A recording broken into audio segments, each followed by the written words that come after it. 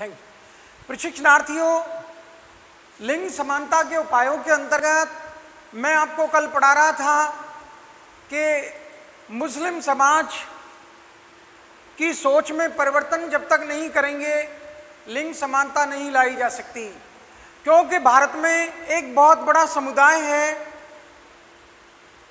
जो हिंदू धर्म के बाद दूसरा सबसे प्रमुख इस्लाम धर्म के मानने वालों का है, जो एक बहुसंख्या में है, बहुत बड़ा समुदाय है।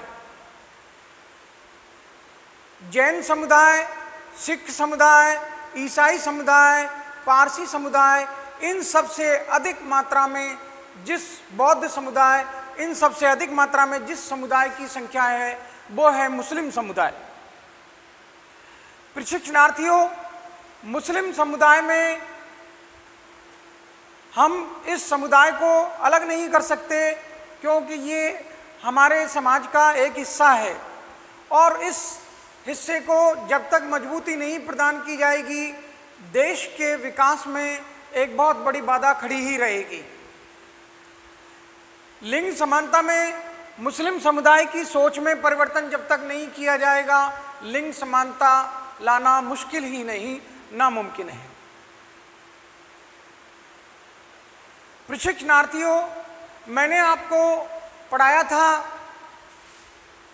कि जब तक समाज में जनसंचार के माध्यम, कानून और समाज सुधारक, परस्पर सहयोग या महिलाओं को सशक्त किए बिना लिंग समानता नहीं लाई जा सकती है, ठीक उसी प्रकार से मुस्लिम समुदाय की सोच में परिवर्तन किए बिना भी लिंग समानता नहीं लाई जा सकती, क्योंकि एक बहुत बड़े समुदाय की महिलाएं अशिक्षित हैं, पर्दे में रहती हैं और उसके बाद वो अपना कोई ना नैतिक विकास कर पाई हैं, ना अपना आर्थिक विकास कर पाई हैं और इसलिए उसका सहयोग भी समाज को नहीं मिल पाता है।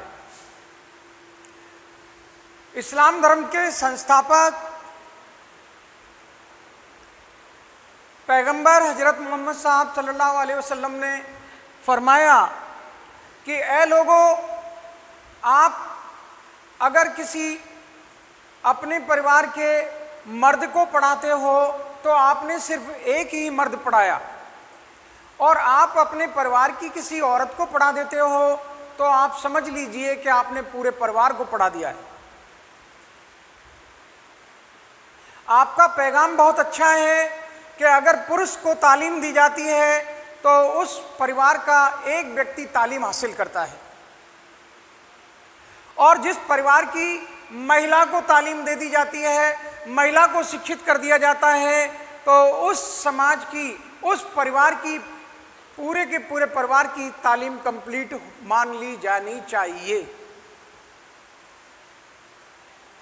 एक सुशिक्षित मां अपने परिवार को चलाना जानती है, एक सुशिक्षित महिला अपने परिवार की जिम्मेदारी समझती है, वो अपने परिवार को चलाने के लिए, अपनी जिम्मेदारियों को समझने के लिए शिक्षा से, सब तालीम से सब हासिल कर चुकी है। उसको किस प्रकार अपनी आजीविका चलानी है ये तरीका उससे आता है, जबकि अशिक्षित महिला नहीं जानती कि उसकी ज़िंदगी को चलाने के लिए अब उसको कोई रास्ता नज़र नहीं आता है, क्योंकि उसने शिक्षा हासिल नहीं की है। ये अंतर है एक शिक्षित महिला में और अशिक्षित महिला में। प्रशिक्षणार्थियों, जब तक महिलाओं को आर्थिक स्वतंत्रता, जब तक महिलाओं को पुरुष पर निर्भरता कम नहीं की जाएगी लिंग समानता नहीं आ सकती। और मुस्लिम समुदाय की महिलाएं अधिक मात्रा में अपने पतियों पर और पुरुषों पर निर्भर हैं, क्योंकि उनके लिए पर्दे में रखा जाता है और शिक्षा से वंचित कर दिया जाता है। आज आप देखते हैं कि मुस्लिम समाज की महिलाओं की बदहाली को स्पष्ट रूप से दूर से ही देखा जा सकता है। उनके लिए अशिक्षा का होना बड़ा दुखदायी है कि मुस्लिम समाज की महिलाओं को जब तक शिक्षित नहीं किया जाएगा, मुस्लिम समाज की महिलाओं को जब तक जागरूक नहीं किया जाएगा तब तक लिंग समानता नहीं लाई जा सकती।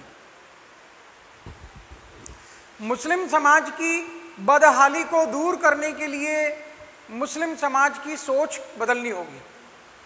मुस्लिम समाज के पुरुषों को ये पाठ पढ़ाने होंगे कि महिलाएं भी आपके लिए उतनी महत्वपूर्ण हैं जितने आप अपने परिवार के लिए महत्वपूर्ण हो, उतने ही आपके परिवार के लिए महिलाएं भी महत्वपूर्ण हैं। उनको एक एग्जाम्पल दिया जाए कि आप देखते हैं जिस परिवार में मुखिया नहीं रहता, पति चला जाता है और वो महिला विधवा हो जाए और उसके ऊपर परिवार की जिम्मेदारी आ जाए, तो ऐसी स्थिति में अगर वो अशिक्षित है तो उसको दर दर की ठोकरें खानी होंगी, लोगों के यहाँ मेहनत मजदूरी करके अपनी ज़िंदगी को चलाना होगा। ऐसी स्थिति में आप देखते हैं कि महिलाओं को उनके जीवन को गुजारना कष्ट में जीवन हो जाता है और वो कष्ट में जीवन को गुजारती हैं, जबकि एक शिक्षित महिला अपनी ज़िंदगी को सहज कर सकती है, आसान कर सकती है और वो आसानी से अपनी ज़िंदगी को चला सकती है।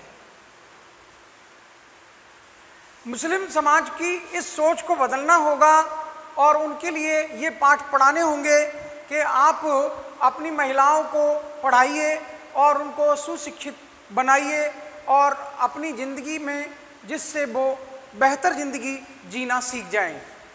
प्रशिक्षणार्थियों, जब तक मुस्लिम समुदाय की सोच नहीं बदली जाएगी तब तक लिंग समानता लाना मुश्किल ही नहीं, नामुमकिन है। इसलिए मुस्लिम समाज की सोच बदलने के लिए लोगों को आगे आना होगा, विभिन्न समाज सुधारकों को आगे आना होगा, संगठनों को आगे आना होगा और उन लोगों को ये पाठ पढ़ाने होंगे कि मोहम्मद साहब ने जब महिला की तालीम की बात की है, पैगंबर मोहम्मद साहब ने जब महिला को शिक्षित करने की बात की है, तो आप इस पर अमल क्यों नहीं करते? आपको अमल करना चाहिए और इस पैगाम को जन जन तक पहुंचाना चाहिए, जिससे मुस्लिम समाज के मर्द अपनी स्त्रियों को पढ़ाएं, मुस्लिम समाज के पुरुष वर्ग के लोग स्त्रियों को पढ़ाएं, अपनी बेटियों को पढ़ाएं और जिससे कि देश में लिंग समानता लाई जा सके। अगला है शिक्षा। ये एक ऐसा हथियार है जिसके बिना हम लिंग समानता नहीं ला सकते। प्रशिक्षणार्थियों, शिक्षा इंसान की सोच बदलती है, शिक्षा इंसान को दूसरे का सम्मान करना सिखाती है, शिक्षा इंसान को आदर करना सिखाती है, शिक्षा इतनी सारी शिक्षा प्रदान करती है कि लोगों की जिंदगी बदल जाती है।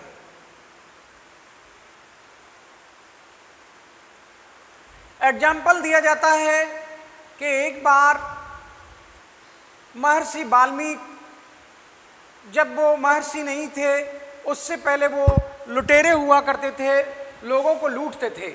एक दिन साधुओं की टोली को लूट रहे थे और साधुओं की टोली को लूटते समय साधुओं ने कहा कि आप हमको लूट लीजिए, हमें इसका कोई गम नहीं, पर आप हमारी एक बात सुन लीजिए कि आप जो पाप करने जा रहे हो, आपके इस पाप में आपके परिवार के लोग भागीदार हैं नहीं।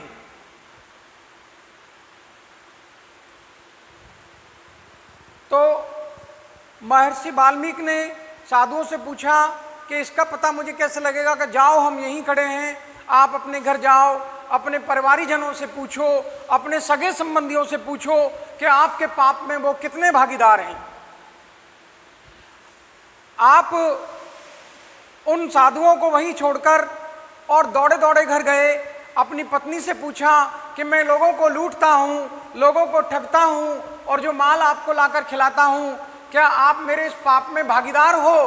पत्नी ने कहा, राम राम, आप दूर हट जाइए, हम आपके पाप में भागीदार नहीं हैं। अपने पुत्र आदि से पूछा कि आप मेरे पाप में भागीदार हो? अपने सगे संबंधियों से पूछा, एक एक जन से पूछा कि आप मेरे पाप में भागीदार हो? सबने मना कर दिया कि हम आपके इन पापों में कोई भागीदार नहीं है। आपको ज्ञान मिल गया, आपको शिक्षा मिल गई, जो एक डाकू हुआ करते थे साधु बन गए और ऐसे महाकाव्य की रचना की जिसको लोग रामायण के नाम से जानते हैं। क्या ये दंत कथा है?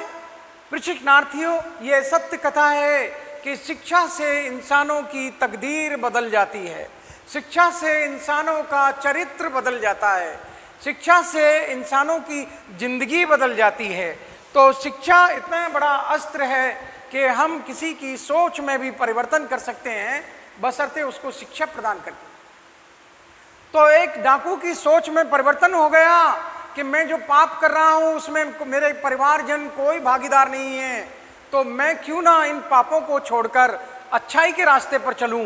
तो जब तक महिलाओं को उनकी हीन भावना को दूर नहीं किया जाएगा, और उनकी हीन भावना दूर करने का सबसे अमोघ अस्त्र है शिक्षा प्रदान की जाए, महिलाओं को आत्मगौरव के अवसर प्रदान किए जाएं, महिलाओं को आगे बढ़ने के लिए प्रेरित किया जाए, महिलाओं में आत्मविश्वास पैदा किया जाए, महिलाओं को स्वावलंबी बनाया जाए। जब तक महिलाओं को स्वावलंबी नहीं बनाया जाएगा, वो दूसरों पर निर्भर रहेंगी, तो वो अपने पिता के यहाँ अपने पिता की तरफ हाथ फैलाती हैं, और जब विवाह हो जाता है तो पति की तरफ हाथ फैलाती हैं, और जब बुजुर्ग हो जाती हैं तो अपने पुत्र आदि की तरफ हाथ फैलाती हैं। अर्थात उनके आर्थिक रूप से अगर वो धन भी कमाती हैं तो उनके धन पर पिता के यहाँ तो पिता का अधिकार, और पति के यहाँ तो पति पर अधिकार, पति का अधिकार उनकी संपत्ति पर, और जब बुजुर्ग हो जाती हैं तो उनके पुत्र आदि का अधिकार हो जाता है उनकी संपत्ति पर। अर्थात उनके लिए स्वावलंबन का कोई रास्ता नहीं है। इसलिए महिलाओं को शिक्षा के माध्यम से स्वावलंबी बनाया जाए, और ऐसे पाठ पढ़ाए जाएं जिनमें लिंग समानता वाली शिक्षा प्रदान की गई हो। महिलाओं को लिंग समानता की शिक्षा प्रदान करने वाले पाठ पढ़ाए जाएं। मैं समझता हूं जब महिलाएं शिक्षित होंगी तो उनकी सोच भी बदलेगी, और वो पुरुष समाज से जो उनको आदर और सम्मान मिलेगा, वो महिलाओं की हीन भावना दूर हो जाएगी, और जब उनकी हीन भावना दूर हो जाएगी तो वो आगे बढ़ने के लिए तैयार हो जाएंगी, जागरूक हो जाएंगी, आत्मविश्वास पैदा होगा, और वो स्वावलंबी बन जाएंगी, और लिंग समानता आपके सामने प्रस्तुत हो जाएगी। मैं समझता हूं लिंग समानता लाने के लिए मैंने आपको ढेर सारे उपाय बताए हैं, उनके साथ साथ लिंग समानता लाने के लिए हमारा पाठ्यक्रम और हमारी पाठ्यपुस्तकें भी बहुत आवश्यक हैं। प्रशिक्षणार्थियों, जब तक हमारे इस पाठ्यक्रम को,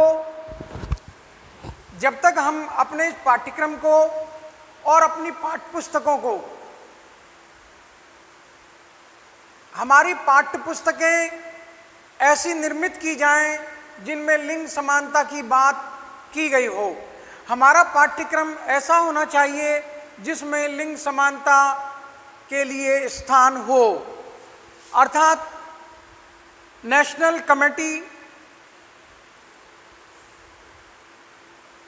कमेटी फॉर वुमेन्स एजुकेशन, इसका एक सुझाव है कि प्राथमिक स्तर पर, उच्च प्राथमिक स्तर पर एक जैसा पाठ्यक्रम लड़के और लड़कियों के लिए समान पाठ्यक्रम होना चाहिए।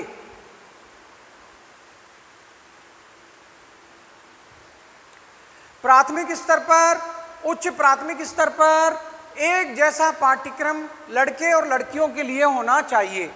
अर्थात लड़के और लड़की के लिंग भेद करने वाला पाठ्यक्रम ना हो, अर्थात लिंग भेद के आधार पर अंतर करने वाला पाठ्यक्रम ना हो कि लड़कों के लिए प्राथमिक कक्षा में अलग पाठ्यक्रम, लड़कियों के लिए प्राथमिक कक्षा में अलग पाठ्यक्रम, लड़कियों के लिए उच्च प्राथमिक कक्षा में अलग पाठ्यक्रम, लड़कों के लिए उच्च प्राथमिक कक्षा में अलग पाठ्यक्रम। ऐसा नहीं होना चाहिए। ये सुझाव दिया है नेशनल कमेटी और फॉर वुमेन्स एजुकेशन ने। ये अगला पॉइंट है कि ऐसे पाठ्यक्रम के अंतर्गत लोगों को छोटी उम्र में जो 14 वर्ष तक की अनिवार्य शिक्षा की बात भारतीय संविधान ने कही है, हमारे पाठ्यक्रम की 14 वर्ष तक के आयु के बालकों के लिए अनिवार्य शिक्षा की व्यवस्था की गई है। उसमें लड़कों को और लड़कियों को खाना बनाना सिखाना चाहिए, संगीत दोनों को सिखाना चाहिए। नृत्य करना दोनों को सिखाना चाहिए। ऐसा पाठ्यक्रम हो जो लड़के और लड़कियों को खाना बनाना सिखाए, नृत्य करना सिखाए, संगीत सिखाए। ऐसी शिक्षा 14 वर्ष तक की आयु तक समान रूप से प्रदान की जानी चाहिए। गृह विज्ञान के लिए बाध्यता ना हो कि लड़कियों के लिए गृह विज्ञान ही पढ़ाया जाएगा।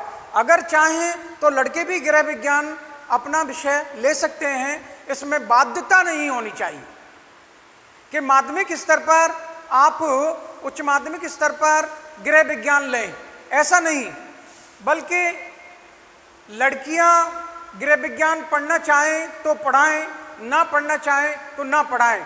लड़के गृह विज्ञान पढ़ना चाहते हैं तो उनको जरूर पढ़ाया जाना चाहिए, नहीं पढ़ना चाहते हैं तो कोई बात नहीं, क्योंकि हम छोटी उम्र में उनको खाना बनाना सिखा चुके हैं और छोटी उम्र में उनको संगीत, नृत्य आदि जिनको समाज के द्वारा लड़कियों के कार्य माना जाता है, जबकि हम नहीं चाहते कि ये सोच विकसित की जाए कि लड़के और लड़कियों में अंतर।